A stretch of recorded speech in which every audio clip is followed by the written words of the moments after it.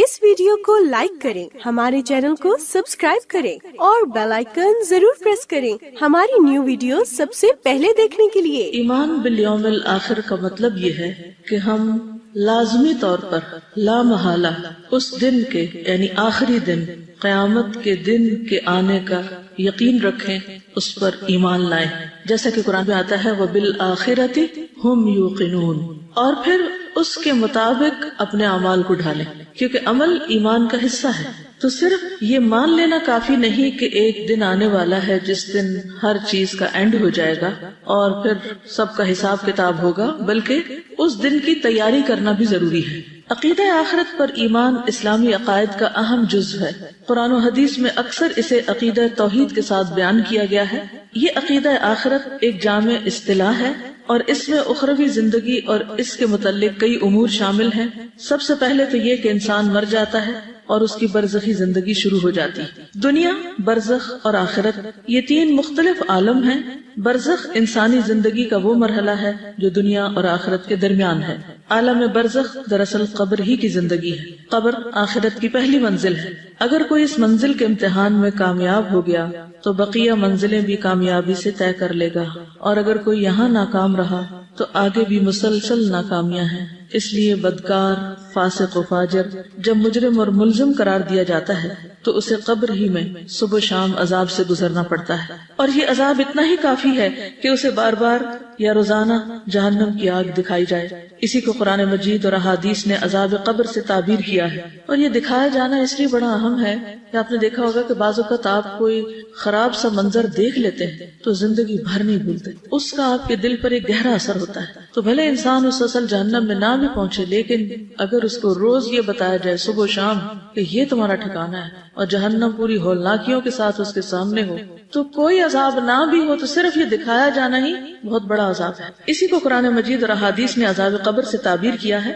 आले फिरौन के बारे में कुरान मजीद कहता है अन्नारु युअरदूना अलैहा गुदुव्वन व अशिय्या, सूरतुल मुमिन 46।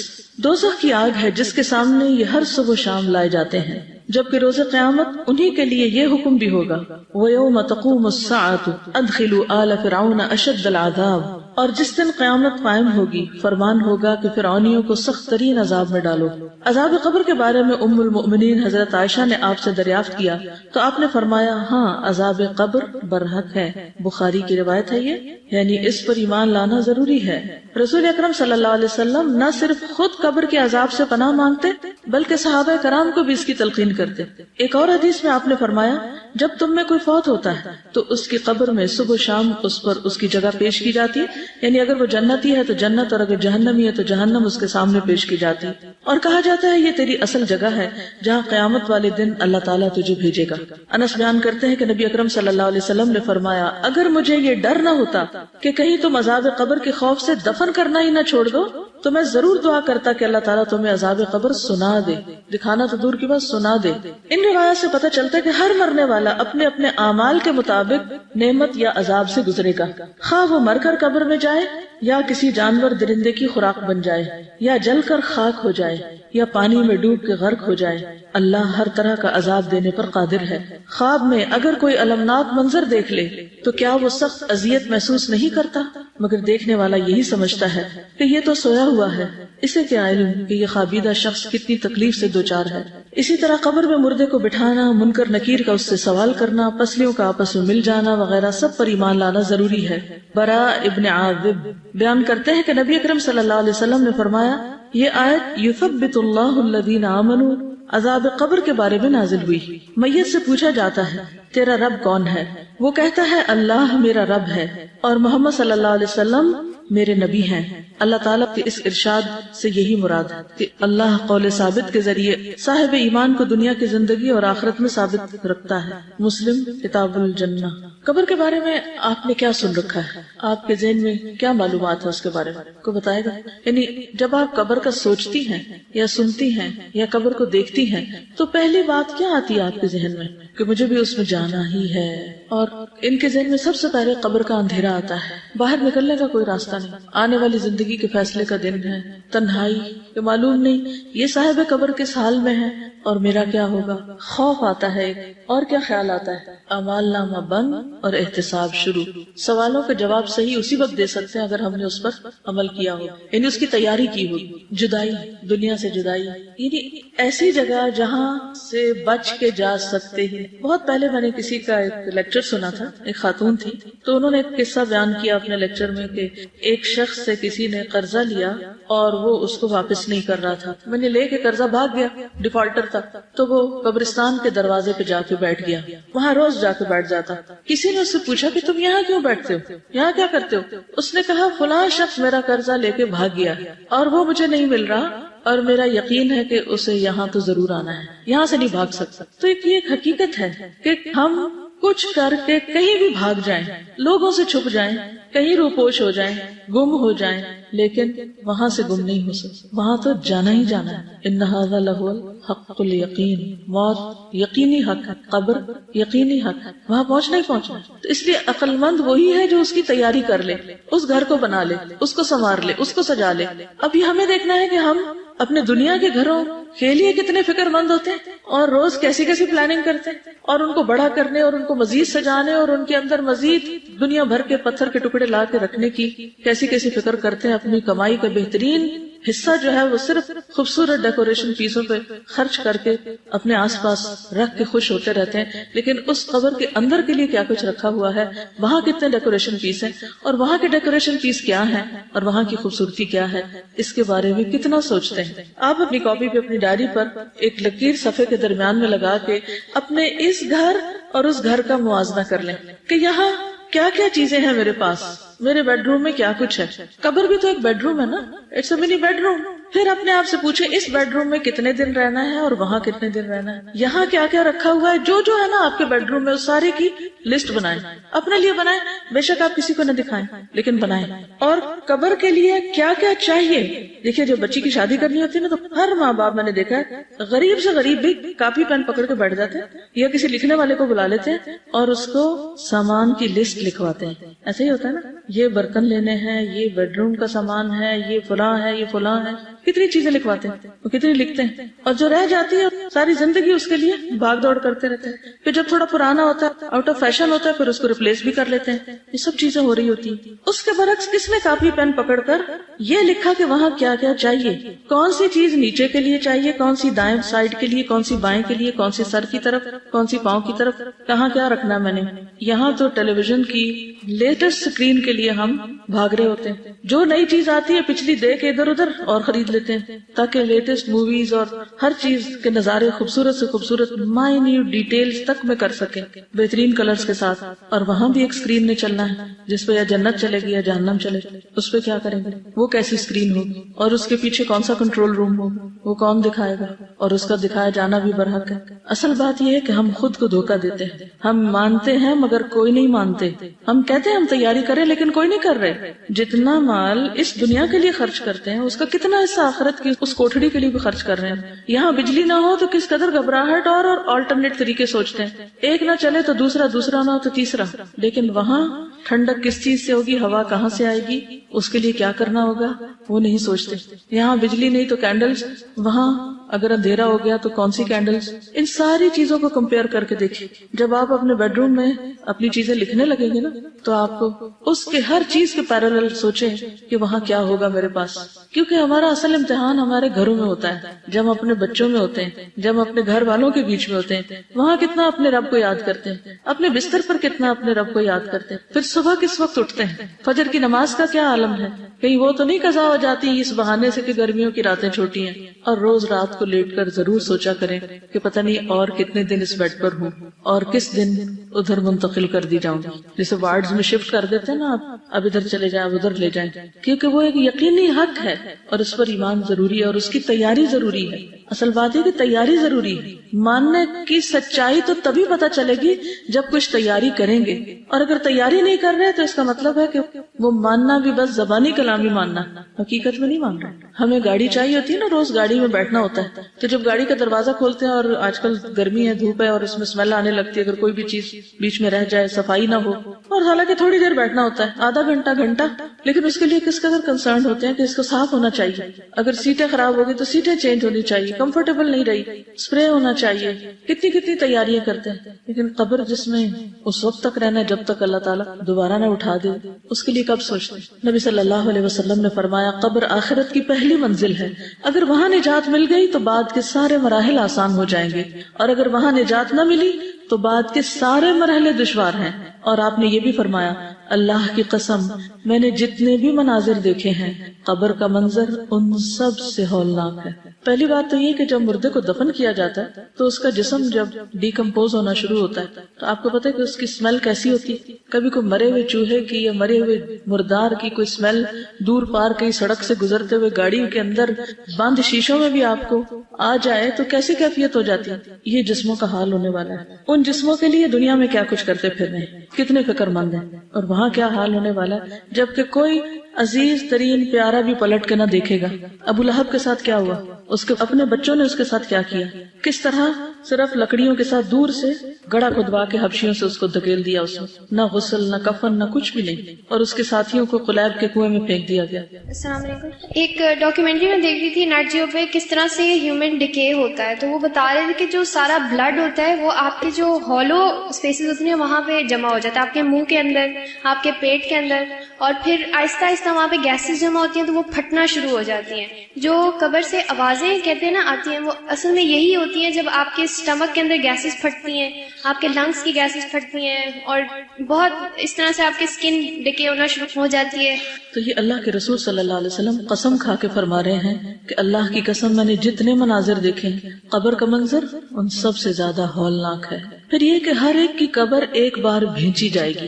مسند احمد کی روایت ہے نبی صلی اللہ علیہ وسلم نے فرمایا قبر کو ایک مرتبہ بھینچا جاتا ہے، اگر کوئی شخص اس عمل سے بچ سکتا تو وہ سعد بن معاذ ہوتے۔ اب اس لیے جو کافر ہوتا ہے یا منافق ہوتا ہے اس کے ساتھ سختی کا معاملہ ہوتا ہے، لیکن جیسے مومن ہے تو اس کے اوپر بھی ایک دفعہ قبر تنگ ہوتی۔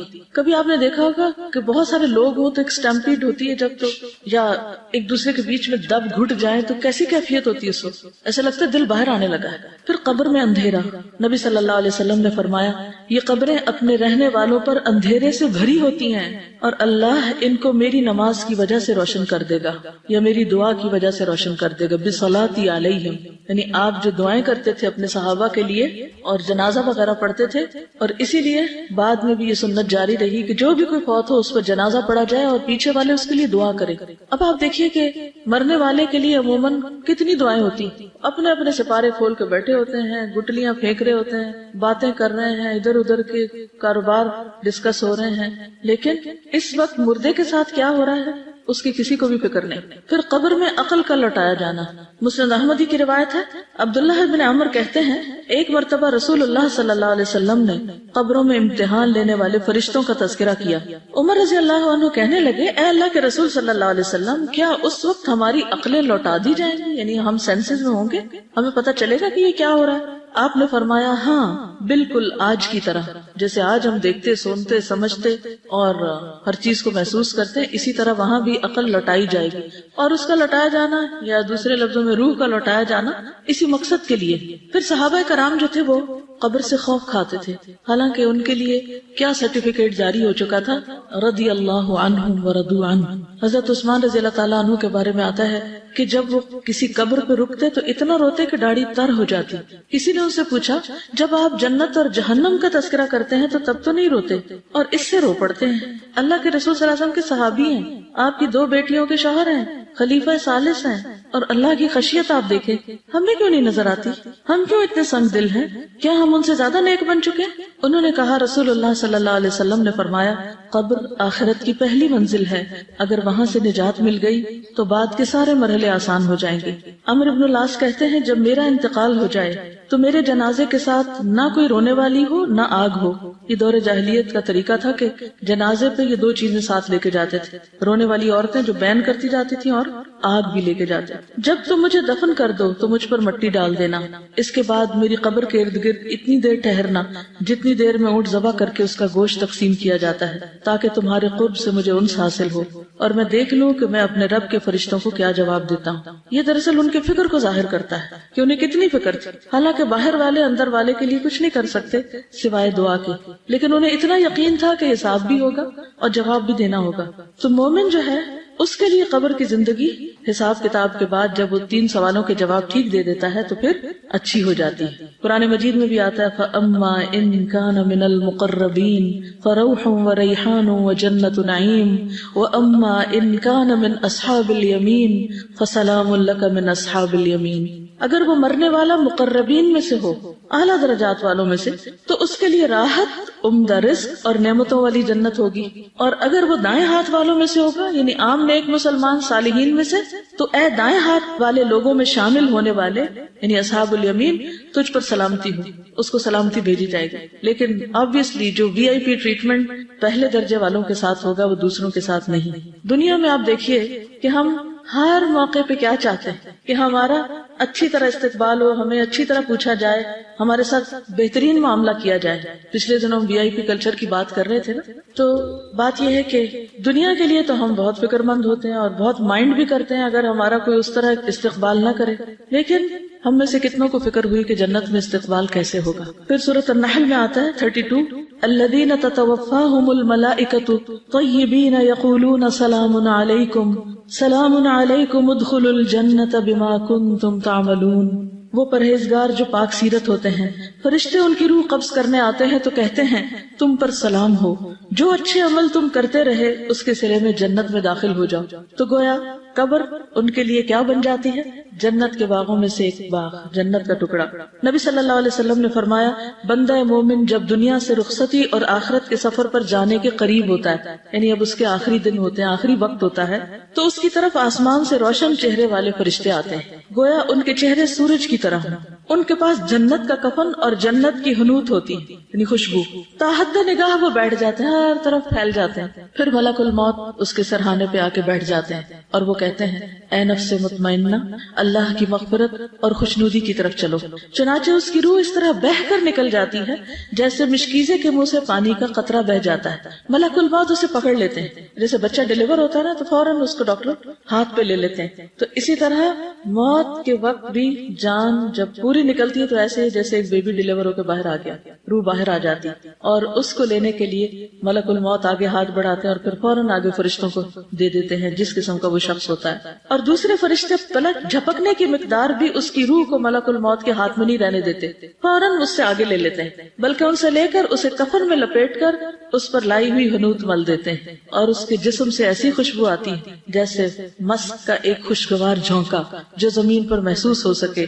پھر فرشتے اس روح کو لے کر اوپر چڑھ جاتے ہیں. مجھے بالکل ہسپتال کا منظر نظر آ رہا ہے جب کبھی شاید آپ کو موقع ملا ہو کسی ڈلیوری کو دیکھنے کا، کہ جیسے جو ہی بیبی باہر آتا ہے تو فٹافٹ اس کو آگے دے دیا جاتا ہے نرسز کو، اور پھر اس کے بعد اس کو لپیٹ دیا جاتا ہے اور فوراً اس کی ٹیک کیئر کی جاتی ہے کہ اب آگے اس کے ساتھ کیا کرنا ہے. اگر اس کو سانس نہ آ رہا ہو یا جو بھی حسب ضرورت اس کو نیکسٹ لیول کی مدد دی جا رہی ہوتی. تو یہ دنیا میں آمد کا وقت ہوتا ہے اور اسی قسم کا اس کی رخصتی کا وقت ہوتا ہے جب روح واپس جا رہی ہوتی ہے. مومن کی روح جب نکلنے والی ہوتی ہے تو وہ اللہ سے ملاقات کو پسند کرتا ہے. نبی صلی اللہ علیہ وسلم نے فرمایا مومن کو جب موت آتی ہے تو اسے اللہ کی خوشنودی اور اس کے ہاں اس کی عزت کی خوشخبری دی جاتی ہے.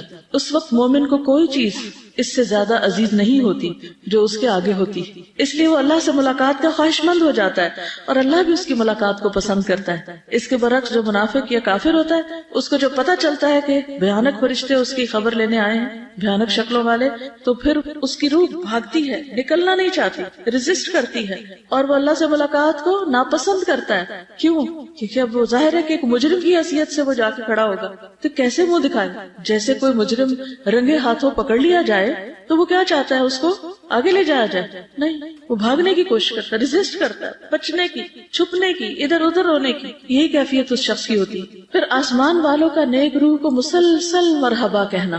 فرشتے مومن کی روح کو آسمان کی طرف چڑھا لے جاتے ہیں. آسمان کا دروازہ کھلتا ہے، پوچھا جاتا ہے یہ کون ہے؟ کہا جاتا ہے فلاں شخص ہے. وہ کہتے ہیں مرحبا پاک نفس جو پاک بدن میں تھا. پاک نفس پاک بدن میں تزکیہ ہو چکا تھا اس کا اور وہ پاکیزہ بدن میں تھا، صاف ستھرا، کلین.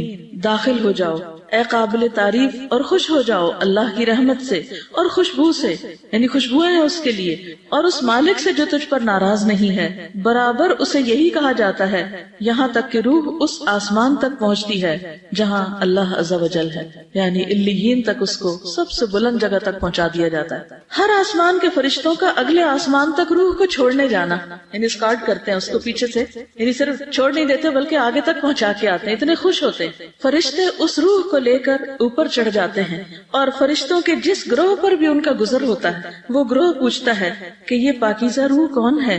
وہ جواب میں اس کا وہ بہترین نام بتاتے ہیں جس سے دنیا میں لوگ اسے پکارتے تھے، اچھے سے اچھا نام، حتیٰ کہ وہ اسے لے کر آسمان دنیا تک پہنچ جاتے ہیں، کیونکہ ہر شخص کی ایک شہرت ہوتی ہے نا، ایک نام ہوتا ہے، ایک آئیڈینٹی ہوتی ہے، وہ اس کے لیے دروازے کھلواتے ہیں تو دروازہ کھول دیا جاتا ہے، تو ہر آسمان کے مقرب فرشتے اس کے ساتھ ساتھ چلتے ہیں آسمان کی طرف جو اس کے بعد آتا ہے، اور اس طرح اسے 7ویں آسمان تک پہنچا دیا جاتا ہے۔ یہ ہم سب کی جرنی ہے، یہ ہم سب نے یہ ٹریولنگ کرنی ہے۔ اگر اس ٹریٹمنٹ کے مستحق ہوئے تو یہ سب کچھ ملے گا، ادروائز دوسری چیز بھی ابھی سامنے آئے گی۔ پھر فرشتے دعا دیتے ہیں۔ ابو ہریرہ رضی اللہ عنہ سے روایت ہے کہ جب کسی مومن کی روح نکلتی ہے تو 2 فرشتے اسے لے کر اوپر چڑھتے ہیں، تو آسمان والے کہتے ہیں کہ پاکیزہ روح زمین کی طرف سے آئی ہے، اللہ تعالیٰ تجھ پر اور اس جسم پر جسے تو آباد رکھتی تھی رحمت نازل فرما، یعنی تجھ پر بھی اور جس جسم کو تو نے آباد کیا ہوا تھا، یعنی ہم سب کا جو جسم ہے جس میں وہ روح ڈالی ہوئی ہے، تو اس کے لیے بھی رحمت کی دعا کرتے ہیں۔ پھر روحوں سے ملاقات، فرشتے نیک روح کو اہل ایمان کی ارواح کے پاس لاتے ہیں، یعنی روح جا کر باقی روحوں سے ملاقات کرتی اور وہ اس روح سے خوش ہوتے ہیں، اس سے زیادہ جو کہ تم کو کسی بچھڑے ہوئے شخص کی آمد سے ہوتی، یعنی آپ کسی شخص سے محبت کرتے ہوں اور ایک لمبے عرصے کے بعد اس سے مل رہے ہیں، تو وہ نیک روحیں پہلے سے جو وہاں موجود ہوتی جن سے ہم محبت کرتے ہیں تو وہ بھی ہم سے محبت کرتے ہیں، اور پھر ان سے جا کر وہ ملتی ہیں۔ وہ نیک روحیں اس سے پوچھتی ہیں نئی آنے والی روح سے کہ فلاں کا کیا ہوا، فلاں کا کیا ہوا، فلاں نے کیا کیا، وہ کس حال میں ہے، یعنی پیچھے اپنے رشتہ داروں یا جان پہچان والوں کا حال پوچھتے ہیں۔ فَيَقُولُونَ دَعُوهُ فَإِنَّهُ كَانَ فِي غَمِّ الدُّنْيَا، پھر وہ ارواح کہتی ہیں تم ابھی ٹھہر جاؤ، اس کو چھوڑ دو، یہ دنیا کے غم میں مبتلا تھا۔ یعنی یوں ہی آپ سمجھیں کہ جیسے ایک سفر کر کے، طویل سفر کر کے کوئی آتا ہے تو وہ کچھ پیچھے والوں کی یاد میں ہوتا ہے اور کچھ نئی دنیا اس کے لیے نئی ہوتی ہے، تو وہ اس میں اس کو ایک ایڈجسٹمنٹ ٹائم چاہیے ہوتا ہے۔ بہت اچھی طرح ویلکم کرتے ہیں، اور بعض اوقات آپ نے دیکھا ہوگا نا کہ جب کوئی نیا مہمان آتا ہے یا کوئی خاص مہمان آتا ہے تو ہم آؤٹ آف ایکسائٹمنٹ، محبت اس کے گلے لگنے لگتے ہیں اور وہیں کھڑے کھڑے اس سے ڈھیروں سوال شروع کر دیتے ہیں، ہوتا نا کبھی ایسا، یعنی اس کو سانس نہیں لینے دیتے کہ ہم سب پوچھنے لگتے ہیں۔ تو یہ انسانی کمزوری ہے، یہ انسانی عادت ہے۔ تو وہاں بھی جب سب سوال شروع ہو جائیں گے تو پھر کچھ کہیں گے کبھی چھوڑ دو، کیونکہ دنیا سے جدائی کا مرحلہ صرف بعد والوں کے لیے نہیں، جانے والے کے لیے بھی ایک مشکل وقت ہوتا ہے، کیونکہ سیپریشن جو ہوتی ہے وہ ایک عجیب چیز ہے، انسان اس سے متاثر ہوئے بغیر نہیں رہتا۔ کبھی بھی آپ دیکھیں جب آپ ایک جگہ کو چھوڑ کے دوسری جگہ جا رہے ہوتے ہیں، مثلا یہاں آپ پڑھتے ہیں، جب یہاں سے گھر جانے لگتے ہیں یا گھر سے یہاں آنے لگتے ہیں، یا لڑکی اپنے ماں باپ کا گھر چھوڑ کے آگے جانے لگتی ہے، یا پھر وہ اپنا گھر چھوڑ کے واپس کسی دن آنے لگتی ہے، تو جو بھی مرحلے ہوتے ہیں ان سب میں انسان کو ایک وقت لگتا ہے۔ جب جانے والا جاتا ہے تو اس وقت بھی تو گھر کیسا خالی لگتا ہے نا، وہ کمرہ جس میں وہ رہتا تھا، وہ جگہ جہاں وہ بیٹھتا تھا، وہ کام جو وہ کرتا تھا، وہ ساری چیزیں اس کو ایک طرح سے یاد کر رہی ہوتی، اور جو اس کے عزیز قریب رشتہ دار ہوتے ہیں، جو اس کے بالکل کلوز سرکل ہوتا ہے، وہ بھی اس کو مس کر رہے ہوتے ہیں۔ اب دیکھیے کہ جیسے شادی کا ہی مرحلہ ہے نا، تو کیا بچی کو نئے گھر جانے کی خوشی نہیں ہوتی؟ کتنی بھی وہ زیورات میں لدی ہوئی ہو، کتنا بھی اچھا لباس ہو، کتنے بھی محبت کرنے والا شوہر ہو، کتنا بھی اچھا ٹھکانہ ہو، لیکن وہ پیچھے کی ایک کسک ہوتی ہے نا، یہ جاتے وقت آنسو نکل آتے ہیں۔ پھر جب سسرال کے گھر میں جیسے جا کے بیٹھتی، وہ گھر تو وہی ہوتا ہے ایک طرح سے جس کو لوگ آخر تک بھی ایکسپٹ نہیں کرتے، لیکن وہ جو ایک ٹرانزیشنل فیز ہوتا ہے، اس کے اپنے کچھ اثرات ہوتے ہیں۔ ایک اور حدیث میں آتا ہے، سلسلہ صحیحہ کی حدیث ہے، ابو ایوب کہتے ہیں جب مسلمان بندے کی روح قبض کی جاتی ہے تو پہلے فوت ہونے والے اللہ تعالیٰ کے بندے اس کا استقبال کرتے ہیں، جیسے دنیا میں لوگ خوشخبری دینے والے کو خوشی میں ملتے ہیں۔ جب وہ بندے اس سے سوال کرنا چاہتے ہیں تو وہ ایک دوسرے کو کہتے ہیں کہ اپنے بھائی کو آرام کرنے دو، وہ دنیا کی بے چینی اور پریشانی میں مبتلا تھا، کیونکہ کئی دفعہ ایسا بھی ہوتا ہے کہ انسان بیمار ہوتا ہے مرنے سے پہلے اور ایک لمبی بیماری کاٹ کے فوت ہوتا ہے یا اس پر کچھ حالات تنگ ہوتے ہیں، تو وہ ابھی یہ جو ایک فیز سے دوسرے فیز میں آیا نا تو وہ اس کی رعایت کر رہے ہوتے ہیں. بالآخر وہ پوچھتے ہیں کہ فلاں کیا کر رہا تھا. اگر کسی کا کوئی بچہ ہے پیچھے یا ماں باپ ہے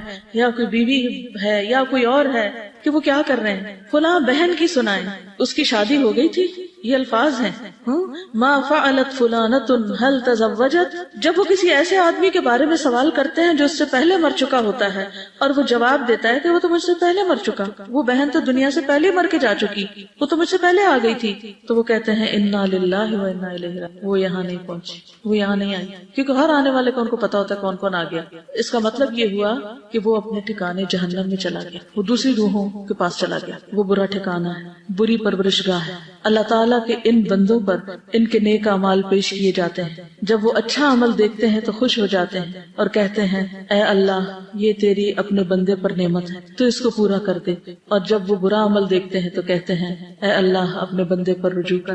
پھر روح کو آسمان سے دوبارہ نیچے لایا جاتا ہے قبر کے حساب کتاب کے لیے. اب آپ کہتے ہوں گے کہ چند گھنٹے بعد تو دفنا دیا جاتا ہے، تو اتنی دیر میں واپس کہاں سے آتا ہے؟ نبی صلی اللہ علیہ وسلم کتنی دیر میں واپس آ گئے تھے آسمان سے؟ چند گھنٹوں کی بات تھی. مسند احمد کی روایت ہے جب روح کو ساتویں آسمان تک لے جایا جاتا ہے تو اللہ تعالیٰ فرماتے ہیں میرے بندے کا نامہ اعمال علیین میں لکھ دو اور اسے واپس زمین کی طرف لے جاؤ، کیونکہ میں نے اپنے بندوں کو زمین کی مٹی ہی سے پیدا کیا، اسی میں لوٹاؤں گا اور اسی سے دوبارہ نکالوں گا.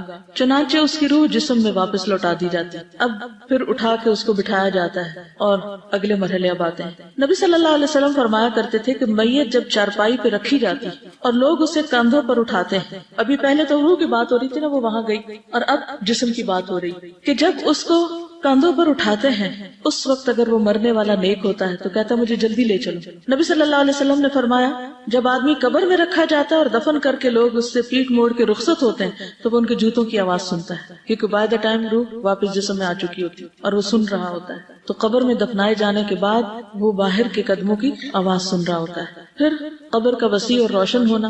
ابو ہریرہ سے روایت ہے رسول اللہ صلی اللہ علیہ وسلم نے فرمایا مومن شخص اپنی قبر میں سبز باغیچے میں ہوتا ہے، اس کو گرینری فیل ہوتی تو اس کے لیے اس کی قبر کو 70 ہاتھ کشادہ کر دیا جاتا ہے، یعنی اس کو فیل ایسے ہوتا ہے کہ جیسے وہ کھلی جگہ پر ہے، اور اس کے لیے 14ویں کے چاند کی طرح روشنی کر دی جاتی ہے، اچھی سی لائٹ اس کو مل جاتی ہے، ٹھنڈی ٹھنڈی روشنی ہوتی ہے. اور رات کے وقت اگر آپ چاند کی روشنی میں سبز اپنے باغ میں نکل کے دیکھیں تو کچھ ایسا ہی منظر محسوس کریں. پھر قبر میں نیک اعمال کا مومن کی حفاظت کرنا. اب کون آ جاتا ہے؟ وہ جو بیڈ روم کی بات کی تھی نا میں نے سجانے کی. نبی صلی اللہ علیہ وسلم نے فرمایا میت کو جب اس کی قبر میں رکھا جاتا ہے تو وہ ان کے پلٹ جانے کے وقت ان کے جوتوں کی آواز سنتا ہے. سو اگر وہ مومن ہوتا ہے تو نماز اس کے سرہانے ہوتی. اب امیجن کرتے جائیں، نماز اس کے سرہانے ہوتی، روزہ اس کی دائیں طرف ہوتا ہے، زکوٰۃ اس کی بائیں طرف ہوتی، دیگر نیک کام صدقہ، نماز، نیکی اور لوگوں سے اچھائی اس کے دونوں پاؤں کے پاس ہوتے ہیں. یعنی نفل نمازیں، نفل صدقات اور لوگوں کی خیر خواہی، امر بالمعروف، نہی عن المنکر، اور ان کے ساتھ کسی بھی ان کو کھانا کھلانا، کوئی بھی اچھا کام ان کے ساتھ کرنا، یہ جتنے بھی اچھے اچھے کام ہیں وہ پاؤں کی طرف ہوتے ہیں، فرائض اوپر کی طرف اور وہ پاؤں کی طرف. سو اس کے پاس اس کے سرہانے کی طرف سے آیا جاتا ہے، یعنی کوئی بلا آنے لگتی ہے تو نماز کہتی ہے میری طرف سے آنے کا راستہ نہیں. پھر اس کے دائیں طرف سے آیا جاتا ہے تو روزہ کہتا ہے میری طرف سے آنے کا راستہ نہیں. پھر اس کے بائیں طرف سے آیا جاتا ہے تو زکوٰۃ کہتی ہے میری طرف سے آنے کا راستہ نہیں. پھر اس کے دونوں پاؤں کی طرف سے آیا جاتا ہے تو نیک اعمال، صدقہ اور نماز اور نیکی اور لوگوں سے حسن سلوک کہتے ہیں ہماری طرف سے آنے کا راستہ نہیں. طبرانی کی روایت میں ہے آدمی کے پاس اس کی قبر میں آیا جاتا ہے، بس جب اس کے سرہانے کی جانب آیا جاتا ہے تو اس کی قرآن مجید کی تلاوت دھکیل دیتی، جس سے پتہ چلتا ہے کہ نماز کے علاوہ قرآن کی تلاوت بھی سر کی طرف ہے. جب اس کے دونوں ہاتھوں کی طرف یعنی سائڈ سے آیا جاتا ہے تو اس کو صدقہ دھکیل دیتا ہے. جب اس کے پاؤں کی جانب سے آیا جاتا ہے تو اس کا مسجد کی طرف جانا اسے دھکیل دیتا ہے، یعنی پاؤں سے جو نیک کام کیے ہوتے ہیں چل کر. تو اس میں کنٹراڈکشن نہیں، اس میں ایڈیشن ہے، یعنی وہ چیزیں بھی ہیں اور اس پر مزید یہ نیکیاں بھی ہیں. کچھ تو ہوتی ہے نا کہ جیسے ایک دیوار ہوتی ہے پھر اس کے اوپر اس کا پینٹ اور اس کے خوبصورتی اور ڈیکوریشن، تو اسی طرح کچھ چیزیں تو سالڈ نیکیاں ہیں جیسے فرائض ہیں، پھر اس کے بعد جو نوافل وغیرہ ہیں وہ اس کو اور ڈیکوریٹ کر دیتے ہیں. پھر مومن کا نماز کی فکر کرنا، قبر میں بھی نماز کی فکر کرتا ہے. قبر میں دفن کرنے کے بعد اس سے کہا جاتا ہے کہ بیٹھ جاؤ، سٹ ڈاؤن. سو وہ بیٹھ جاتا ہے. اس کے لیے سورج کی شکل بنا دی جاتی ہے گویا کہ وہ غروب ہونے کے قریب ہے. جیسے میں اسکرین کی بات کی نا تو اس کو ایسا منظر دکھایا جاتا ہے جیسے سورج ڈوبنے لگا ہو. معلوم نہیں آپ شام کے وقت مغرب سے پہلے جب دعائیں پڑھتے ہیں تو سورج دیکھتے ہیں کہ نہیں باہر نکل کے یا اللہ کو کتنا یاد کرتے ہیں، لیکن لیکن اس وقت اگر آپ سورج دیکھیں تو یہ سوچا کریں کہ قبر میں بھی اسی طرح سورج دکھایا جائے گا ڈوبنے کے قریب قریب. تو اس کو کہا جاتا ہے تمہارا اس شخص کے بارے میں کیا خیال ہے جو تمہاری طرف بھیجا گیا. سوال جواب شروع ہوتے ہیں. تم اس کے بارے میں کیا کہتے ہو, کیا گواہی دیتے ہو؟ وہ کہتا ہے مجھے چھوڑ دو, میں نماز پڑھ لوں. کیا ہم دنیا میں یہ کرتے ہیں کہ کام چھوڑ کے کہیں ذرا چھوڑ دو مجھے, میں پہلے نماز پڑھ لوں؟ تو بچے تنگ کر رہے ہو, کوئی اور کام ہو. ہم تو الٹا کیا کرتے ہیں, اچھا کام کر لوں پھر ذرا نماز پڑھیں گے, اور اٹھتے اٹھتے بھی ادھر ہاتھ مار ادھر مار, وہ بھی کر اور آخر وقت کر دیتے ہیں. جبکہ مومن اس سے برعکس ہوتا ہے, وہ کہتا ہے چھوڑو مجھے, پہلے میں نماز پڑھ لوں پھر باقی باتیں بعد میں کریں گے. کیا کسی کے لمبے فون پر آپ نے کبھی کہا کہ ذرا میں نماز پڑھ لوں؟ کسی ملاقاتی کو آپ نے معذرت کی کہ میں ذرا نماز پڑھ لوں پھر آپ سے بات کرتا ہوں؟ ہم اللہ کی خاطر لوگوں کو ناراض نہیں کر سکتے, کیونکہ ہم کہتے ہیں یہ مائنڈ کر جائیں گے, پتہ نہیں کیا ہو جائے گا, پھر یہ چھوٹ جائیں گے, پھر ہم سے ٹوٹ جائیں گے, پھر یہ چلے جائیں گے. اور جنہوں نے جانا ہوتا ہے وہ تو ویسے ہی چلے جاتے ہیں, وہ ہم سے پوچھ کے تھوڑی جاتے ہیں. وہ کہتے ہیں تم یقیناً ایسا کرو گے, پہلے ہمیں اس بارے میں خبر دو جو ہم تم سے سوال کر رہے ہیں. تمہاری اس شخص کے بارے میں کیا رائے ہے جو تمہاری طرف بھیجا گیا, تم اس کے بارے میں کیا کہتے ہو اور کیا گواہی دیتے؟ فرمایا پس وہ کہتا ہے کہ وہ محمد صلی اللہ علیہ وسلم ہے, میں گواہی دیتا ہوں کہ وہ اللہ کے رسول ہیں اور وہ اللہ کے پاس سے حق لے کر آئے ہیں. اس کو کہا جائے گا تو نے اسی پر زندگی گزار دی, اس پر جو رسول اللہ لائے تھے صلی اللہ علیہ وسلم, اور تو اسی پر فوت ہوا اور اسی پر تجھے اٹھایا جائے گا انشاءاللہ. تو کتنا ضروری ہے کہ اس چیز کے ساتھ زندگی گزاریں جو آپ لائے, اسی پہ موت آئے اور اسی کے ساتھ اٹھیں. یہ پرائرٹی نمبر 1 ہونی چاہیے ہماری, اور باقی چیزیں بھی ساتھ لے کے چلے, لیکن باقیوں کی خاطر اس کو نہ چھوڑ دیں. پھر یہ کہ مومن کو قبر کے سوال و جواب میں مدد دی جاتی. نبی صلی اللہ علیہ وسلم نے فرمایا جب انسان کو دفن کر کے اس کے ساتھی چلے جاتے ہیں تو ایک فرشتہ جس کے ہاتھ میں گرز ہوتا ہے, گرز کہتے ہیں لوہے کے ہیمر کو, آ کر اسے بٹھا دیتا ہے اور اس سے محمد صلی اللہ علیہ وسلم کے متعلق پوچھتا ہے کہ تم اس آدمی کے متعلق کیا کہتے ہو. اگر وہ مومن ہو تو کہہ دیتا ہے کہ میں اس بات کی گواہی دیتا ہوں کہ اللہ کے علاوہ کوئی معبود نہیں, اور یہ کہ محمد صلی اللہ علیہ وسلم اس کے بندے اور رسول ہیں. یہ سن کر فرشتہ کہتا ہے کہ تم نے سچ کہا. پھر اسے جہنم کا ایک دروازہ کھول کر دکھایا جاتا ہے اور اس سے کہا جاتا ہے اگر تم اپنے رب کے ساتھ کفر کرتے تو تمہارا ٹھکانہ یہاں ہوتا, لیکن چونکہ تم اس پر ایمان رکھتے تھے اس لیے تمہارا ٹھکانہ دوسرا ہے. یہ کہہ کر اس کے لیے جنت کا ایک دروازہ کھولا جاتا ہے, اب دوسرا منظر دکھایا جاتا ہے. پھر وہ اٹھ کر جنت میں داخل ہونا چاہتا ہے تو فرشتہ اسے سکون سے رہنے کی تلقین کرتا ہے اور اس کی قبر کشادہ کر دی جاتی ہے. کسی نے پوچھا یا رسول اللہ صلی اللہ علیہ وسلم وہ فرشتہ تو ہاتھ میں گرز لے کر جس کے بھی سامنے کھڑا ہوگا اس وقت گھبراہٹ طاری ہو جائے گی. نبی صلی اللہ علیہ وسلم نے فرمایا اللہ ایمان والوں کو کلمہ توحید پر ثابت قدم رکھتا ہے. یہ اسی آیت کا معنی ہے یثبت اللہ الذین آمنوا بالقول الثابت فی الحیات الدنیا وفی الآخرہ. لیکن یہ دیکھ لیں کہ سوال کرنے والا ہے کتنا سخت. آپ نے دیکھا ہوگا کہ اگر کوئی ٹیچر مہربان ہو اور پیار سے بات کرے, سوال آرام سے کرے تو نالائق سے نالائق اسٹوڈنٹ بھی جواب دے پاتا ہے. لیکن اگر ٹیچر سخت مزاج ہو تو اچھا بھلا ذہین طالب علم بھی گھبرا اٹھتا ہے. اسی لیے صحابہ نے پوچھا کہ وہ لوہے کا ہیمر دیکھ کے تو ہم سب کو ڈر لگے گا, پھر فرمایا اللہ تعالیٰ ثابت قدمی دے گا کیونکہ دنیا میں تم توحید پر تھے. اگر ہم سو کے بھی اٹھتے ہیں یا پھر ہم بہت گہری نیند سوئے ہوں, وہ ہمیں اچانک سے اٹھا دے, ہم لوگ بالکل ہوش ہی نہیں ہوتا کہ ہم سے کیا بات پوچھی جا رہی ہے, ہم جواب نہیں سوال شروع کر دیں. یعنی وہ کوئی اور بات کرنا بھی چاہتے تھے, نہیں سوال کا جواب دو. اس کو تھوڑا سا آپ سمجھ سکتے ہیں کہ اگر کسی کا ایسا ایکسپیرینس ہو کہ رات سوتے وقت کسی کے گھر میں چور داخل ہو گئے بندوقوں کے ساتھ یا کوئی اسلحے کے ساتھ, تو ان کی گھبراہٹ کا کیا عالم ہوگا. اکثر ایسے وہم بھی آ جائے نا, کسی کو خیال بھی آ جائے رات کو سوتے وقت کہ کیا پتا کوئی ایسا نہ داخل ہو جائے تو کیا بنے گا. کبھی خیال آیا آپ کو؟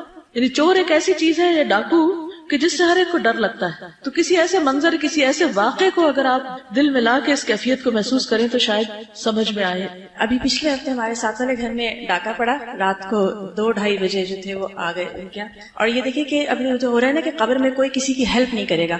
اب ہم بالکل ساتھ اور ہمیں نہیں پتا, اور میں بستر پہ لیٹے ہوئے فائرنگ کی آواز سن رہی تھی کہ فائرنگ ہو رہی ہے, اور بڑے کلوزلی پتا چل رہا تھا, لیکن یہ نہیں پتا چل رہا تھا کہاں ہو رہی ہے. اور اب جو ثابت کرنے والی بات ہے کہ ایسے موقع پر آدمی شکر اس بات پہ کرتا ہے کہ ہوا یہ کہ یہ کافی 10 افراد تھے گھر میں سب لوگ.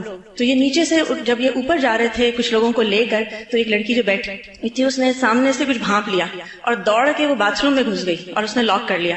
اتفاق سے جیسے آج کل ہر وقت موبائل ہاتھ میں ہوتا ہے, موبائل ہاتھ میں تھا, اور جو باتھ روم جا کے اس نے 15 کو فون کر دیا. اب یہ جو ثابت قدمی ہوتی ہے نا کہ اس وقت عقل کہاں سے آئے اتنی کہ ایک دم سے اس کو حالات میں موبائل اٹھانا ہے اور بھاگتے ہوئے وہ کرنا ہے. اور یہ بھی اللہ کا کرنا ہوا کہ ان چوروں کو یہ نہیں پتا چلا کہ ایک لڑکی باتھ روم میں, تو وہ نقصان نہیں ہوا ہوا جو ہو سکتا تھا، تو اللہ نے جو ثابت قدمی اس وقت دی ہوتی ہے، یہ بلیسنگ کے سوا کچھ نہیں ہوتی. دیکھیے دنیا میں تو پھر بھی انسان کسی کو موبائل پہ مدد کے لیے بلا لیتا ہے، ہمسائے ساتھ آ جاتے ہیں، لیکن قبرستان سے کون کس کو موبائل کر سکتا؟ ساتھ والی قبر سے بھی اٹھ کے کوئی نہیں آ سکتا. جو کچھ اپنے پاس ہوگا بس وہی ہوگا. لیکن ہم کتنے دھوکے میں ہوتے ہیں نا کہ دوسرے لوگوں کی خاطر اپنا دین بیچے چلے جاتے ہیں، کبھی بچوں کی خاطر، کبھی بہن بھائیوں کی خاطر، کبھی دوستوں کی خاطر اپنی آخرت برباد کیے چلے جا رہے ہوتے ہیں. نبی صلی اللہ علیہ وسلم نے فرمایا اگر مرنے والا نیک آدمی ہو تو فرشتے اسے اس کی قبر میں اس طرح بٹھاتے ہیں کہ اس پر کوئی خوف اور گھبراہٹ نہیں ہوتی.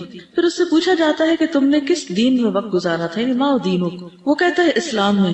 پوچھا جاتا ہے وہ کون آدمی تھا جو تمہارے پاس آیا تھا؟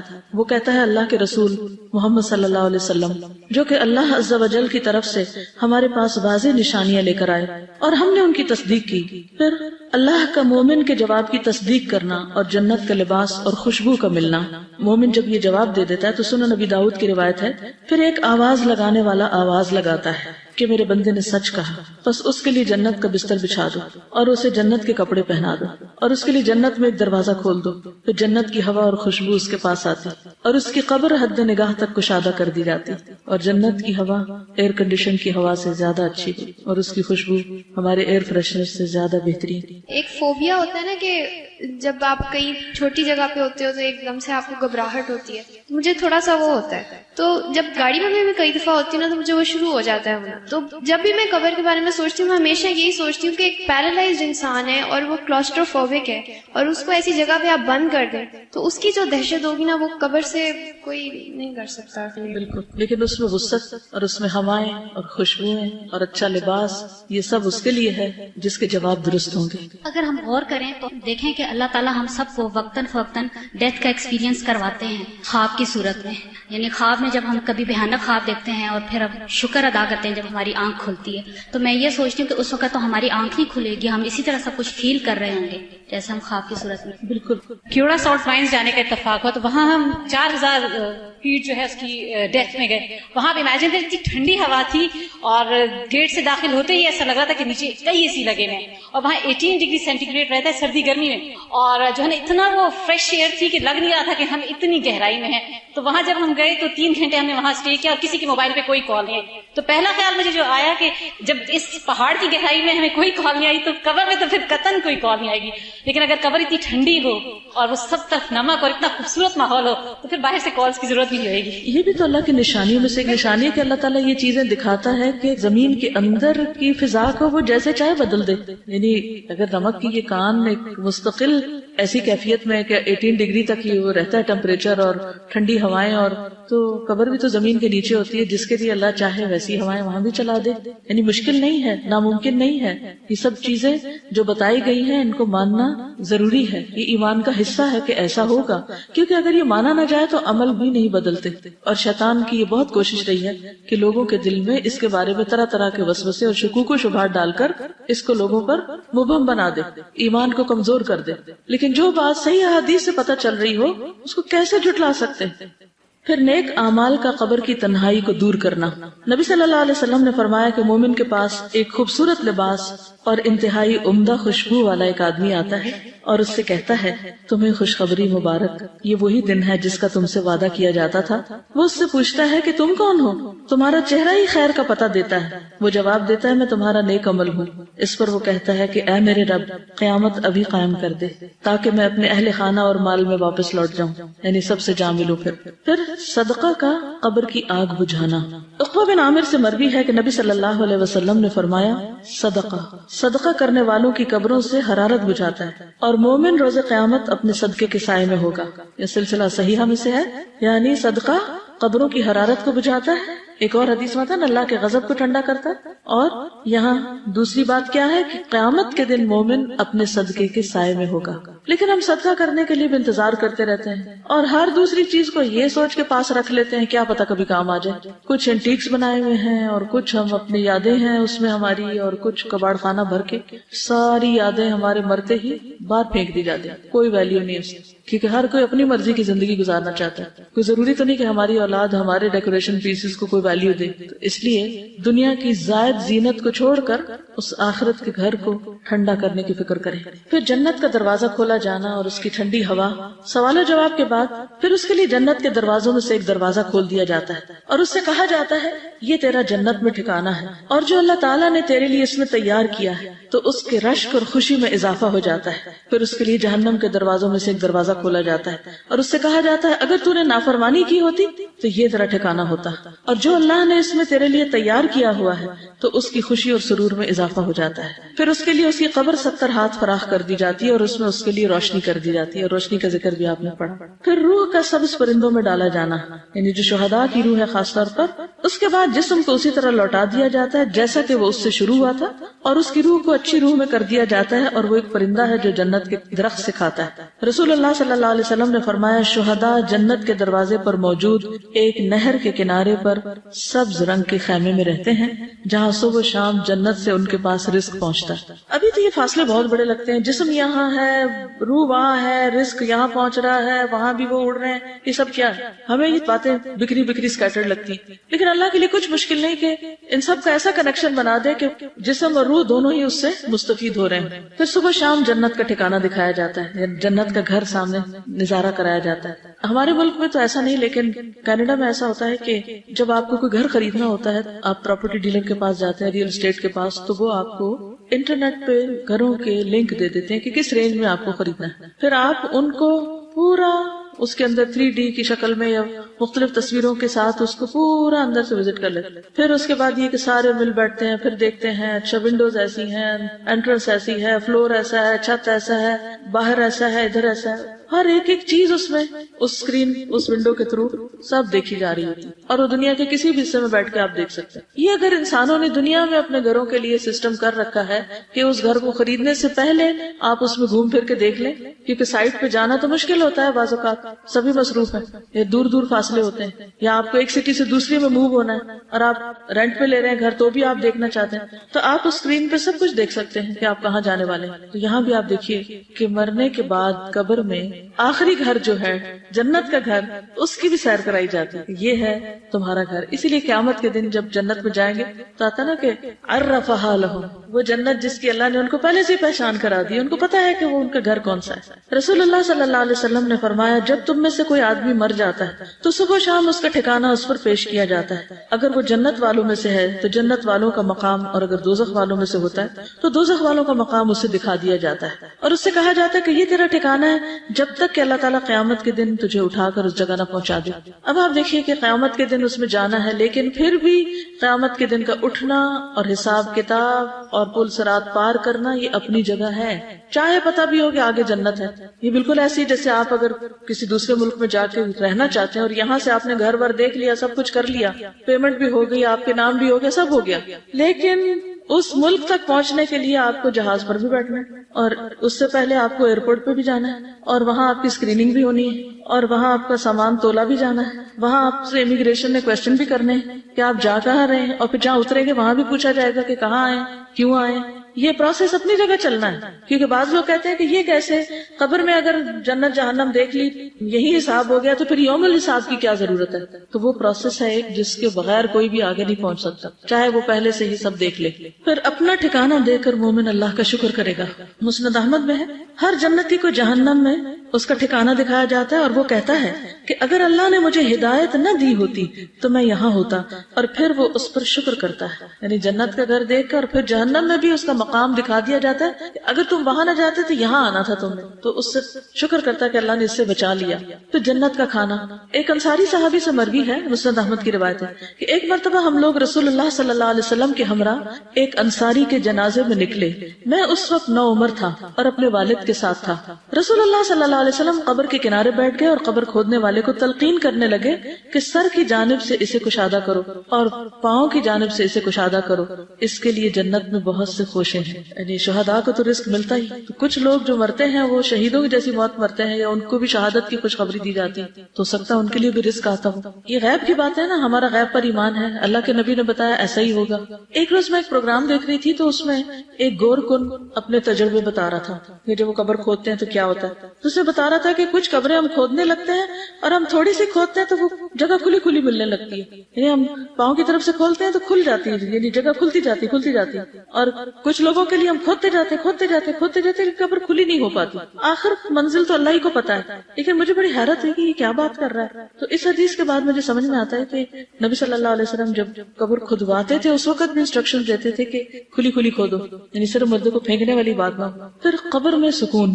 قتادہ کہتے ہیں کہ ہمیں یہ بات بتائی گئی کہ مومن کی قبر میں 70 ہاتھ کشادگی کر دی جاتی ہے اور قیامت کے دن تک کے لیے اس کی قبر کو خوشحالی سے بھر دیا جاتا ہے، یعنی وَيُمْلَوْ عَلَيْهِ خَضِرًا، یہ سرسبز گرینری ہوتی ہے. واپس جانے کی تمنا کرنا. نبی صلی اللہ علیہ وسلم نے فرمایا جب مومن اپنی قبر کی کشادگی کو دیکھتا ہے تو کہتا ہے فرشتوں مجھے چھوڑ دو، میں گھر والوں کو خوشخبری سنانا چاہتا ہوں. لیکن اس سے کہا جاتا ہے کہ اب آرام کرو، پیچھے کوئی تمہارا کنیکشن نہیں، الا یہ کہ کوئی خواب میں دیکھ لے کسی کو. پھر مومن کو سلا دیا جاتا ہے، آرام کروایا جاتا ہے. اس کی قبر میں 70 گز لمبائی چوڑائی میں فراخی کر دی جاتی ہے، پھر اس کے لیے اس میں روشنی کر دی جاتی ہے. پھر اس سے کہا جاتا ہے سو جاؤ، تو وہ کہتا ہے اپنے گھر والوں کی طرف لوٹ جاؤں، میں انہیں خبر دے آؤں. تو دونوں کہتے ہیں اس دلہن کی طرح سو جاؤ جسے کوئی نہیں جگاتا مگر وہ جو اس کو سب سے زیادہ پیارا ہوتا ہے، یہاں تک کہ اللہ تعالیٰ اسے اس کی اس خوابگاہ سے اٹھائے گا، یعنی قیامت کے دن. یہ صحیح ترغیب و ترہیب کی روایت ہے. یعنی پھر وہ قبر میں لیٹ جاتا ہے جیسے سو رہا ہو آرام سے، اور وہ سوتے میں جیسے انسان خواب دیکھتا ہے تو وہ سب کچھ نظر آ رہا ہوتا ہے، تو اس کو وہ نظر بھی آ رہے ہوتے ہیں جنت دوزخ، اور وہ ان نظاروں کو انجوائے کر رہا تھا. وہ ایک اسکرین اس کو دے دی جاتی ہے کہ گھومتے پھرو، اور یعنی آج کی ٹرمز میں سمجھنے کے لیے بات کر دی جاتی ہے. حقیقت اللہ ہی جانتا ہے. یہ مت کہیے کہ کوئی اس کو اس طرح انٹرپریٹ نہ کرے کہ وہاں ٹی وی لگا دیا جاتا ہے. یعنی معنی یہ ہے کہ صرف سمجھنے کے لیے کہ جیسے دنیا میں ہم بعض اوقات بیڈ روم میں آرام سے لیٹے ہوتے ہیں، ٹھنڈا ماحول ہوتا ہے، اور پھر سوچتے ہیں کہ اچھا کچھ دیکھ لیں، اور دیکھنا شروع کر دیتے ہیں اور دیکھ دیکھ کے انجوائے کر رہے ہیں. تو وہاں بھی جو جنتی ہوگا وہ نظاروں کو دیکھ دیکھ کے خوش ہو رہا ہوگا، اور ویسے وہ آرام کی نیند سو رہا ہوگا، اور قیامت کے دن اس کو آرام سے اٹھا دیا جائے گا. شہداء کی خصوصی مہمان نوازی ہوگی.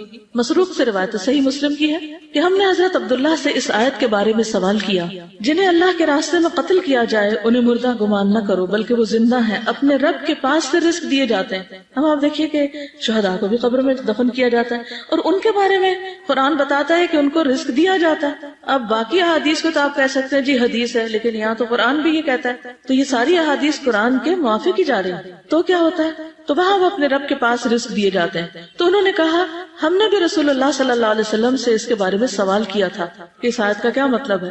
تو آپ نے فرمایا ان کی روحیں سرسبز پرندوں کے جوف یعنی پیٹ میں ہوتی ہیں. ان کے لیے ایسی قندیلیں ہیں، یعنی ایسے شینڈلیئرز ہیں جو عرش کے ساتھ لٹکی ہوئی ہیں، اور وہ روحیں جنت میں گھومتی پھرتی رہتی ہیں، جہاں چاہیں انہی قندیلوں میں واپس آ جاتی ہیں. ان کا رب ان کی طرف مطلع ہو کر فرماتا ہے توجہ کر کے، کیا تمہیں کسی چیز کی خواہش ہے، کچھ چاہیے؟ وہ عرض کرتے ہیں ہم کس چیز کی خواہش کریں، حالانکہ ہم جہاں چاہتے ہیں جنت میں پھرتے ہیں، یعنی ہم جہاں جہاں چاہتے ہیں گھومتے پھرتے ہیں. اللہ تعالیٰ ان سے 3 مرتبہ اس طرح فرماتا ہے. جب وہ دیکھتے ہیں کہ انہیں کوئی چیز مانگے بغیر چھوڑا نہیں جائے گا تو وہ عرض کرتے ہیں رب ہم چاہتے ہیں کہ آپ ہماری روحیں ہمارے جسموں میں ڈال دیں یہاں تک کہ ہم تیرے راستے میں پھر قتل کیے جائیں. یعنی اس موت میں اتنی لذت ہے. جب اللہ دیکھتا ہے کہ انہیں اب کوئی ضرورت نہیں تو انہیں چھوڑ دیا جاتا ہے. لیکن جو شخص مومن نہیں ہوتا اس کی قبر اور زندگی کیسی ہے؟ مرتے وقت اس کو ساتھ ہی موت کے فرشتوں سے ہی سزا ملنے لگتی ہے. وَأَمَّا إِن كَانَ مِنَ الْمُكَذِّبِينَ الضَّالِّينَ. اب مکذبین بھی ہیں اور ضالین بھی ہیں. یہ دونوں بیک وقت بھی ہو سکتے ہیں اور خالی ضالین بھی ہو سکتے ہیں، پتہ ہی نہیں کرنا کیا ہے. فَنُزُلٌ مِّنْ حَمِيمٍ وَتَصْلِيَةُ جَحِيمٍ سورۃ الواقعہ 92 سے 94. اگر وہ جھٹلانے والے گمراہوں سے ہوگا تو کھولتا پانی اس کی مہمانی ہوگی اور وہ دوزخ میں دھکیل دیا جائے گا.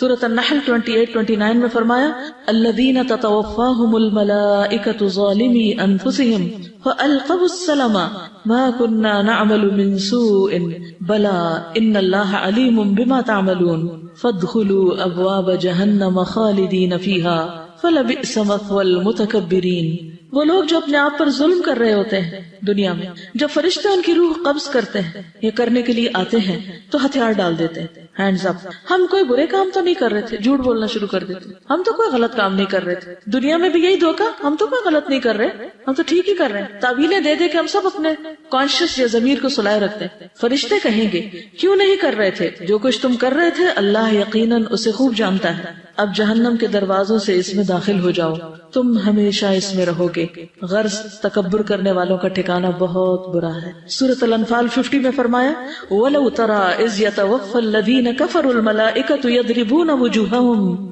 وَأَدْبَارَهُمْ وَذُوقُوا عَذَابَ الْحَرِيقِ، کاش آپ اس حالت کو دیکھتے جب فرشتے ان مقتول کافروں کی روحیں قبض کر رہے تھے تو ان کے چہرے اور ان کی پشتوں پہ ضربے لگاتے تھے اور کہتے تھے اب جلانے والے عذاب کا مزہ چکھو۔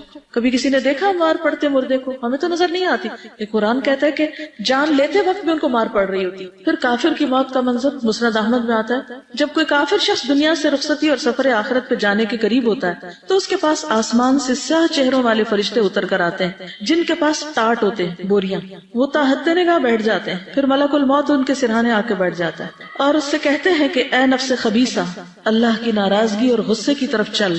یہ سن کر اس کے جسم میں روح دوڑنے لگتی، یعنی ادھر ادھر چھپتی ہے، اور ملک الموت اسے جسم سے اس طرح کھینچتے ہیں جیسے گیلی اون سے سیخ کھینچی جاتی ہے۔ کباب والی سیخ ہوتی ہے، اون اگر اس کے اندر ڈال دی جائے تو نکالنا اس کا مشکل ہوتا ہے، چپک جاتی ہے اور اسے پکڑ لیتے ہیں۔ فرشتے ایک پلک جھپکنے کی مقدار بھی اسے ان کے ہاتھ میں نہیں چھوڑتے اور اسے ٹاٹ میں لپیٹ لیتے ہیں۔ اس موقع پر کافر اللہ کی ملاقات کو پسند نہیں کرتا۔ رسول اللہ صلی اللہ علیہ وسلم نے فرمایا جب کافر کی موت کا وقت قریب آتا ہے تو اللہ کے عذاب اور اس کی سزا کی بشارت دی جاتی، اس وقت کوئی چیز اس کے دل میں اس سے زیادہ ناگوار نہیں ہوتی جو اس کے آگے ہوتی۔ اب مجھے اللہ کے سامنے کھڑے ہونا ہے۔ وہ اللہ سے جا ملنے کو ناپسند کرنے لگتا ہے، بس اللہ بھی اس سے ملنے کو ناپسند کرتا ہے۔ اب دیکھیے دنیا میں کچھ لوگ اللہ کی بات نہیں سننا چاہتے، موت کے وقت اللہ سے ملنا نہیں چاہتے، قیامت کے دن اللہ کے سامنے کھڑے نہیں ہونا چاہتے، تو آخری انجام کیا ہوگا؟ کہ اللہ تعالیٰ اپنا دیدار ان سے کیوں کروائے جب انہیں کوئی شوق اور دلچسپی نہیں تھی، اور یوں وہ ہمیشہ کے لیے حسرتوں میں گم ہو جائیں گے۔ پھر مسلسل عذاب کی خبر دینا، اگر وہ گناہگار آدمی ہو تو فرشتے کہتے ہیں اے خبیث روح جو خبیث جسم سے نکل رہی، نکل، اخرجی، قابل مذمت ہو کر نکل، ذمیمتن وابشری بحمیم وغساق، اور کھولتے پانی اور کانٹے دار کھانے کی خوشخبری قبول کر، وآخر من شکلہ ازواج، اور اس قسم کے دیگر انواع و اقسام کے عذاب کی خبر وہ بھی قبول کر۔ یہ اس کے سامنے جملے بار بار دہرائے جاتے ہیں یہاں تک کہ اس کی روح نکل جاتی ہے۔ دیکھیے ایک تو روح نکلنے کی تکلیف اور رگ رگ سے نکلنے کی درد، اور اوپر سے ڈانٹیں، جیسے ایک بچے کو چوٹ لگے اور ادھر اس کی ماں اور ڈانٹنا شروع کر دے تو وہ دکھ پہ دکھ بڑھ جاتا ہے۔ پھر انتہائی بدبودار ٹھکانہ۔ نبی صلی اللہ علیہ وسلم نے فرمایا کافر کی روح جب نکلتی، حماد کہتے ہیں کہ آپ نے اس کی بدبو اور فرشتوں کے لعنت کرنے کا ذکر کیا تو آسمان والے کہتے ہیں کہ خبیث روح زمین کی طرف سے آئی ہے، پھر اسے کہا جاتا ہے کہ تم اسے آخری وقت تک کے لیے سجین کی طرف لے چلو۔ ابو ہریرہ فرماتے ہیں کہ رسول اللہ صلی اللہ علیہ وسلم نے اپنی چادر اپنی ناک مبارک پر اس طرح لگا لی، یعنی کافر کی بو کو ظاہر کرنے کے لیے، کہ سب نے اس کو یعنی دیکھ کے بھی اس کی شدت کو محسوس کیا، یعنی ناقابل برداشت۔ کچھ اسمیل ہوتی ہے نا تھوڑی بہت، اور کچھ ہوتی ہے کہ آپ برداشت نہیں کر سکتے تو پھر اپنا ناک ڈھانپ لیتے ہیں۔ فرشتے اسے ٹاٹ میں لپیٹ لیتے ہیں، ایک اور روایت میں آتا ہے، اور اس سے ایسی بدبو آتی ہے یعنی روح سے بھی جو کسی بھی مردار کی سب سے زیادہ بو زمین پہ ہو سکتی، یعنی زمین پر کسی مردار کی بدترین بو جو ہوتی ہے وہ اس کی روح سے بھی نکل رہی ہوتی ہے۔ پھر آسمان کے دروازے نہیں کھولے جاتے، کافر کی روح کو آسمان کی طرف لے جایا جاتا ہے، وہاں کا دروازہ نہیں کھولا جاتا، وہاں کے فرشتے پوچھتے ہیں یہ کون ہے؟ کہا جاتا ہے فلاں شخص ہے، وہ کہتے ہیں کوئی مرحبا نہیں، کوئی مرحبا نہیں، لا مرحبا بالنفس الخبیثہ، اس ناپاک نفس کے لیے جو ناپاک بدن میں تھا، لوٹ جا برائی کے ساتھ، ارجعی ذمیمتن، تیرے لیے آسمان کے دروازے نہیں کھلیں گے۔ قرآن پاک میں بھی آتا ہے نا کہ ان کے لیے آسمان کے دروازے کھولے نہیں جائیں گے۔ پھر آسمان سے پٹھایا جاتا ہے، فرشتے اس روح کو لے کر اوپر چڑھتے ہیں، فرشتوں کے جس گروہ کے پاس سے ان کا گزر ہوتا ہے وہی گروہ کہتا ہے یہ کیسی خبیث روح ہے، وہ اس کا دنیا میں لیا جانے والا بدترین نام بتاتے ہیں، جو چور ڈاکو مجرم ہوتے ہیں وہ انہی چیزوں کے ساتھ پھر پہچانے بھی جاتے ہیں، یہاں تک کہ اسے لے کر آسمان دنیا میں پہنچ جاتے ہیں، دروازے کھلواتے ہیں لیکن دروازہ نہیں کھولا جاتا۔ پھر رسول اللہ صلی اللہ علیہ وسلم نے یہ آیت تلاوت کی، لا تفتح لهم ابواب السماء ولا يدخلون الجنة حتى يلج الجمل في سم الخياط، ان کے لیے آسمان کے دروازے نہ کھولے جائیں گے اور نہ ہی وہ جنت میں داخل ہوں گے تا وقت کہ اونٹ سوئی کے ناکے میں داخل ہو جائے۔ اللہ تعالیٰ فرماتے ہیں کہ اس کا نامہ اعمال سجین میں سے نچلی زمین میں لکھ دو، یعنی اور گہرائیوں میں پستیوں میں۔ اب یہ نچلی زمین کیا ہے اللہ عالم، چنانچہ اس کی روح کو پھینک دیا جاتا ہے۔ پھر یہ آیت تلاوت فرمائی، وَمَن يُشْرِكْ بِاللَّهِ فَكَأَنَّمَا خَرَّ مِنَ السَّمَاءِ فَتَخْطَفُهُ الطَّيْرُ أَوْ تَهْوِي بِهِ الرِّيحُ فِي مَكَانٍ سَحِيقٍ جو اللہ کے ساتھ شرک کرتا ہے وہ ایسے ہے جیسے آسمان سے گر پڑا پھر اسے پرندے اچک لیں یا ہوا اسے دور دراز کی جگہ میں لے جا پھینکے. ہم نے دیکھو کہ جب ہوا چلتی ہے تو چیزوں کو اڑا کے وہ دور لے جاتی کہ وہ پکڑائی بھی نہیں دیتی, پھر اس کی روح جسم میں لوٹا دی جاتی, پھر وہ تمنا کرتا ہے کہ قبر کی طرف اس کو نہ لے جایا جائے. وہ مرنے والا اگر نیک نہیں ہوتا تو کہتا ہے ہائے بربادی, مجھے کہاں لے کے جا رہے ہو. یہ صحیح بخاری کی روایت, مجھے کہاں لے کے جا رہے ہو. اس کی آواز انسان کے علاوہ اللہ کی ہر مخلوق سنتی ہے. اگر انسان سن پائے تو بے ہوش ہو جائے, برداشت نہ کر سکے. پھر قبر میں سوال و جواب کے وقت خوف کی حالت میں اٹھنا. جب فرشتے آتے ہیں تو اسے کہتے ہیں بیٹھ جاؤ, وہ مروب اور خوف زدہ حالت میں بیٹھ جاتا ہے. کہا جاتا ہے تو اس شخص کے متعلق کیا کہتا ہے جو تم میں موجود تھا, تو اس پہ کیا گواہی دیتا ہے. کہتا ہے وہ کون سا آدمی, وہ اس کے نام سے بھی واقف نہیں. اس سے کہا جاتا ہے کہ محمد صلی اللہ علیہ وسلم. وہ کہتا ہے میں نہیں جانتا. لوگوں کو بات کرتے سنتا تھا, جیسے لوگ کہتے تھے میں بھی کہہ دیتا تھا, یعنی سنی سنائی خبریں بس تھی میرا علم. چنانچہ اس کو کہا جاتا ہے تو نے اسی پہ زندگی گزاری, اسی پہ فوت ہوا, اور اللہ نے چاہا تو اسی پہ اٹھایا جائے گا. رہا کافر یا منافق, دوسری روایت میں آتا ہے, بخاری کی روایت ہے, اس کا جواب یہ ہوتا ہے مجھے نہیں معلوم, لا ادری لا ادری. میں نے لوگوں کو ایک بات کہتے سنا تھا, وہی میں بھی کہتا رہا. پھر اس سے کہا جاتا ہے کہ نہ تو نے کچھ سمجھا اور نہ پیروی کی.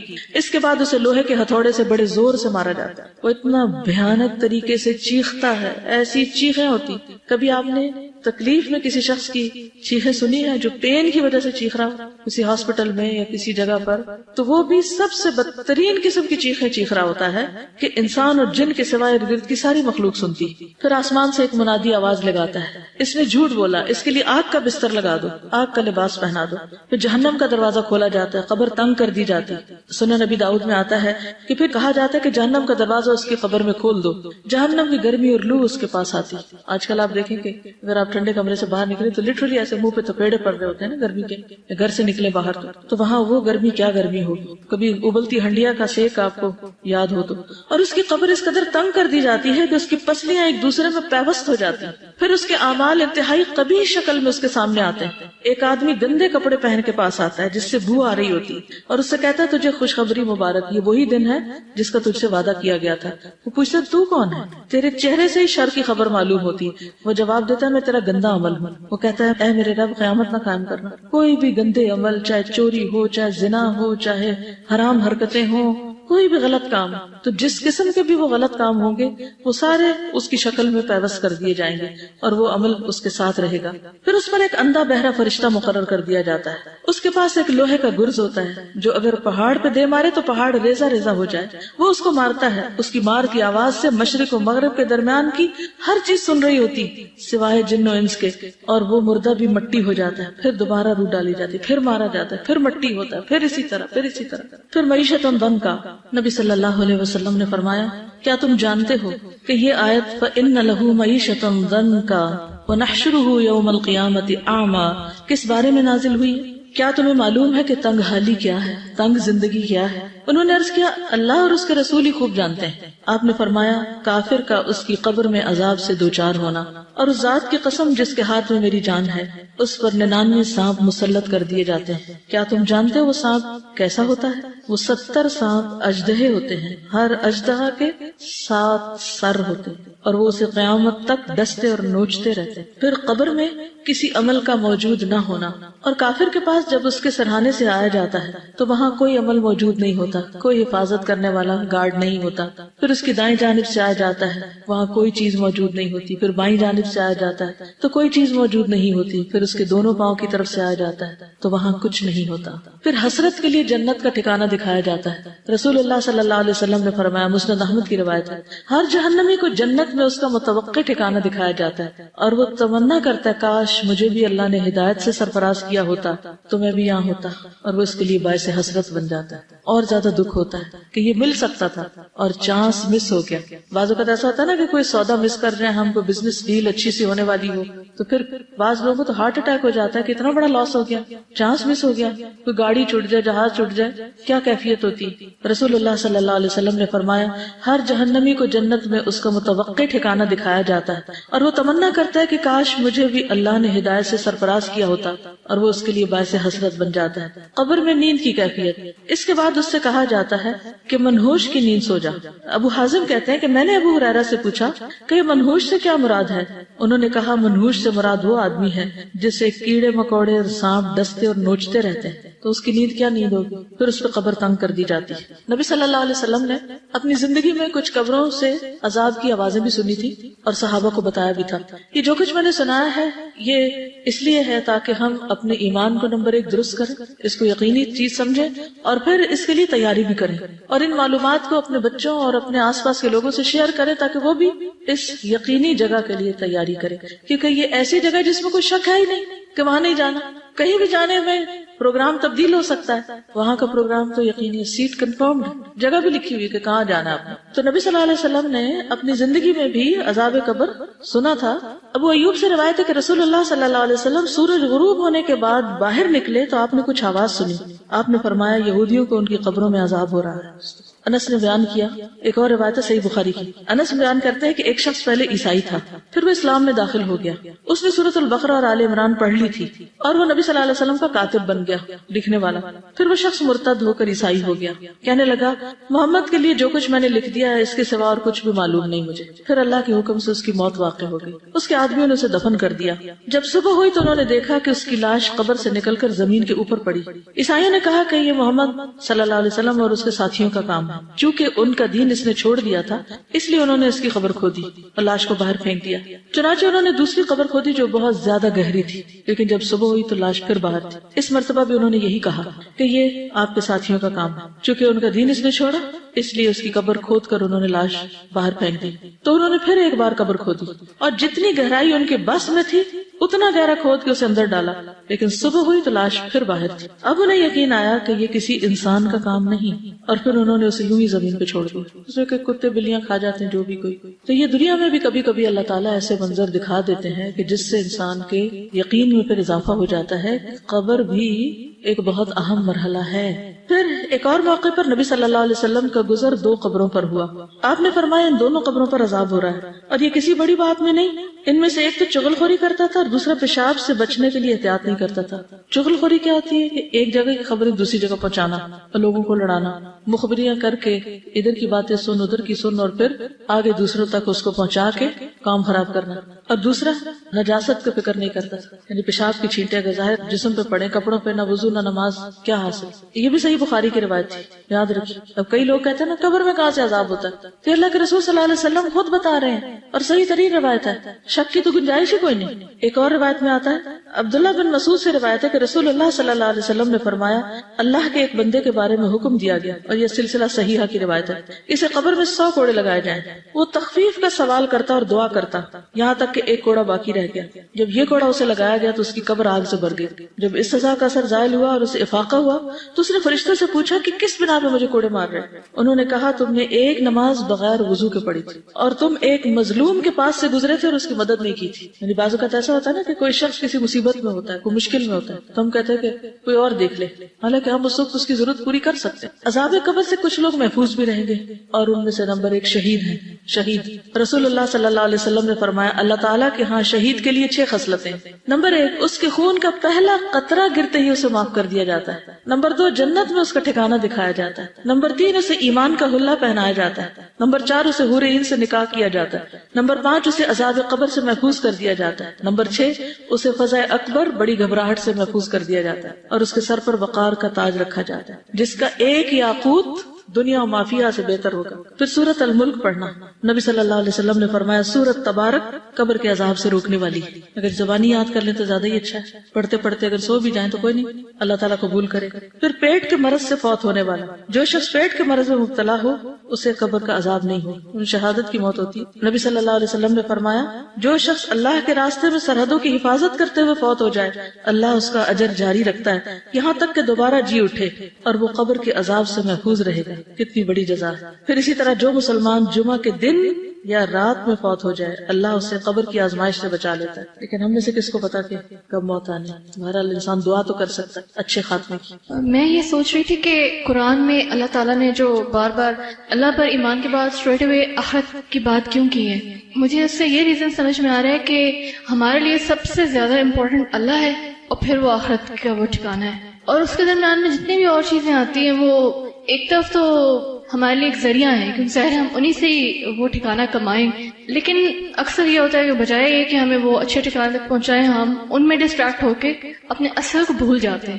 تو بہت زیادہ جو مجھے فیل ہو رہا ہے وہ آج کے لیسن کا یہ ہو رہا ہے کہ ہمیں یہ دیکھنا پڑے گا کہ کیا ہم باقی سارے حقوق ادا کرتے ہوئے کہیں اپنے جو ہمارے سب سے بڑے جو فرائض ہیں اللہ کے لیے جو ہیں وہ ہی نہ ہم پیچھے کر دیں. اور اگر ہم نے مطلب حقوق العباد کے ہی بعض اوقات اس دھوکے میں ہم آ جاتے ہیں، حالانکہ یہ اللہ کی طرف سے ہی ہم پہ فرض کی گئے نا. ہم یہ بھول جاتے ہیں کہ یہ حقوق العباد کوئی لوگوں نے نہیں ہم پہ فرض کی، یہ اللہ نے فرض کیے. اور اگر کوئی بھی شخص یا کوئی بھی چیز ہمارے راستے میں آ رہی ہے تو میرے لیے سوچنا چاہیے. کئی دفعہ میں حالانکہ یہ جملہ پہلے ریپیٹ کر چکی ہوں، لیکن مجھے ایسا ابھی لگ رہا ہے اس میں بھول گئی تھی کہ کیا یہ چیز قبر میں میرے ساتھ آئے گی. ان سے یہ پوچھ لینا چاہیے کہ آپ آئیں گے میرے ساتھ میری قبر میں؟ اگر نہیں پھر let me prepare for my own قبر. بٹ دین پھر دوسری ایکسٹریم پہ ہم نکل جاتے ہیں کہ لوگ وظیفے کر رہے ہوتے ہیں، پاس بچہ رو رہا ہے، اس کو اٹھاتے نہیں کہ ہمارا تو وظیفہ خراب ہو جائے گا اور ہم نے تو اتنے لاکھ دفعہ یہ والی آیت پڑھنی ہے. وہ ایک چیز آ جاتی ہے. So we have to strike the right balance between the two. اسی لیے نا خیر الہدی ہدی محمد صلی اللہ علیہ وسلم کہ بہترین طریقہ نبی صلی اللہ علیہ وسلم کا طریقہ ہے. انہوں نے خاندانی زندگی کو بھی نبھایا، اللہ کے راستے میں جنگیں بھی لڑی اور باقی بھی زندگی کے کام کیے. تو ان سب چیزوں میں بیلنس رکھنا بہت ضروری ہے، اور اس کے لیے جتنا زیادہ آپ اپنے آپ کو آرگنائز کر سکیں، جتنی زیادہ آپ مختلف چیزوں کی پلاننگ کر سکیں، یعنی ہر روز ایک باشعور انسان کی طرح آنکھیں کھول کے جی، حالات کے دھارے پہ خود کو بے بس چھوڑ نہ دیں کہ جیسے لوگ آپ سے چاہیں یا جو کچھ ہو رہا ہے بس ٹھیک ہے اب زندگی گزارنی ہے، وقت پورا کرنا ہے، بس یہ وقت کاٹ کے چلے جانا ہے، ہم اتنی اسٹرگل نہیں کر سکتے.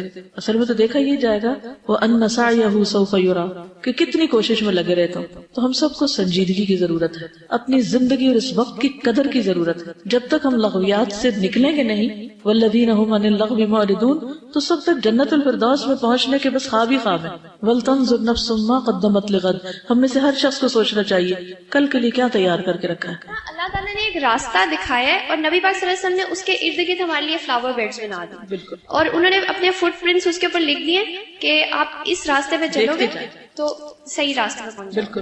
یعنی ہمیں کیا مشکل ہے کہ ہم ہر روز اپنی روٹین میں شامل کر لیں ایٹ لیسٹ 2 حدیثوں کا مطالعہ اپنی آنکھوں سے ضرور کرنا. ٹھیک ہے ابھی تو آپ سارے سن لیتے ہیں، آپ کو جمع کی ہوئی چیزیں مل جاتی ہیں، لیکن خود پڑھنا بھی ضروری ہے. اور ایک چھوٹی سی چیز پڑھ کے اس پہ غور و فکر کر کے اپنے آپ کو ساتھ ساتھ جائزہ لے لیں، کیونکہ ہم بھولنے والی مخلوق ہیں، پھر بھول جاتے ہیں، پھر ریممبرنس ضروری. لیکن جب تک اپنی زندگی کے کچھ آپ اصول، ضابطے، کچھ طریقے، کچھ اپنے ساتھ کمٹمنٹس نہیں کریں گے اور ان کو نبھائیں گے نہیں تو بات نہیں بنے گی. جو آخری صرف حدیث ہم نے سنی تھی، اتنا مجھے ایک چیز اسٹرائک آؤٹ کری تھی کہ بہت ہیومیلیٹنگ قسم کا عذاب ہے، کہ بہت زیادہ امبیرسنگ ہے، کہ جو ایون جو شاید باہر سے دیکھ رہے ہیں ان کے لیے بھی امبیرسنگ ہو. تو زیادہ تر جو چیزیں ہم نے کرنی ہوتی ہیں وہ ہم اس دنیا میں اس لیے نہیں کرتے کہ we're embarrassed. ہم پردہ نہیں کر سکتے کہ پتہ نہیں دوسرے لوگ کیا کہیں گے، ہم نماز کے لیے الگ نہیں ہو سکتے because it'll be embarrassing, but we don't realize کہ بعد میں کتنا زیادہ اور کتنا greater extent پہ وہ embarrassing یا humiliating ہوئے گا. جزاک اللہ. سبحانک اللہم و بحمدک اشہد ان لا الہ الا انت استغفرک و اتوب الیک. السلام علیکم و رحمۃ اللہ وبرکاتہ.